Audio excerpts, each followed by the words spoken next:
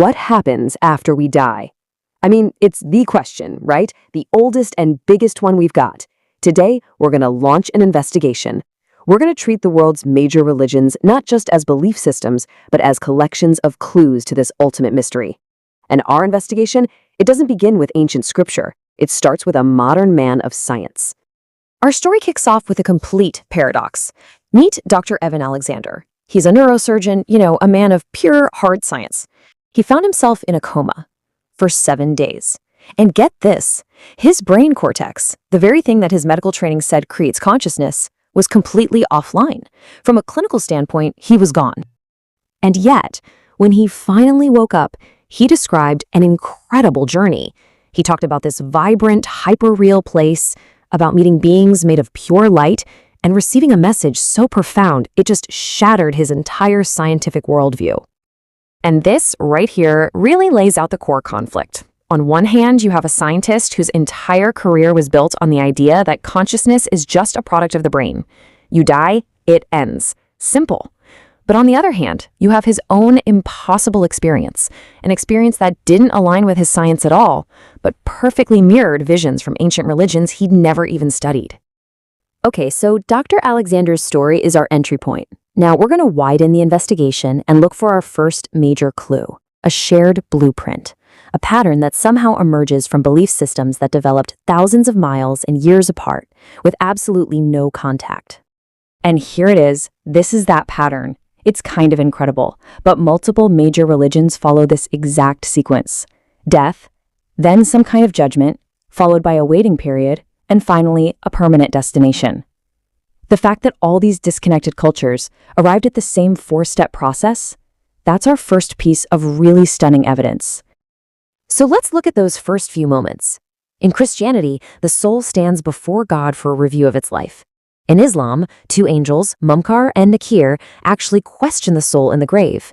The point is, both of these massive traditions agree the moment you die is not an end, but an immediate transition to an evaluation. And this leads to a surprisingly specific similarity, the idea of a spiritual waiting room. The belief is that before the final verdict, the soul just exists in an intermediate state. And this isn't some fringe idea, it's a central concept in 2 of the world's biggest religions. And check this out, this just illustrates the point perfectly. Christianity calls it the intermediate state. Islam calls it Barzakh, which means the barrier. So the names are different, the little details vary, like in Barzakh, you might get a little preview of your fate, but the core concept is identical, a soul waiting for a final judgment. But just as we think we've found this clear pattern, our investigation hits a major fork in the road. It turns out not all belief systems follow this one life, one judgment model. There's an entirely different framework for existence that emerges from the East. First, let's just be clear on the linear path. In Christianity and Islam, you have one life to get it right. The reward is an eternal paradise. Think heaven's streets of gold or Jannah's rivers of milk and honey. The punishment is an eternity in hell or Jahannam. It's a straight line to a final, permanent outcome.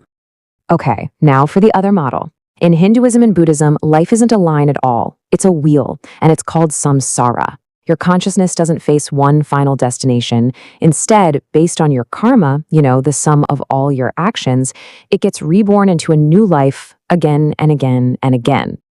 So this is the crucial point, this fundamental difference. For one half of the world, the goal is to get into a perfect place for eternity. But for the other half, the goal is to get out of the endless cycle of existence itself, to achieve a final liberation from suffering, which is called Moksha in Hinduism or Nirvana in Buddhism. Okay, so now we have 2 totally different models, one linear, one cyclical. They seem completely incompatible. But this is the breakthrough moment in our investigation. Because when you look closer, you start finding these specific, almost uncanny details that echo across both systems. Pattern 1. The life review. It doesn't matter if you believe in one life or many. Across Christianity, Islam, Hinduism, Buddhism, even all the way back to ancient Egypt, the core idea is exactly the same. After you die, your life is assessed. Your actions are weighed. There is a moral accounting. Then there's pattern 2, the guide. The traditions agree you don't make this journey alone.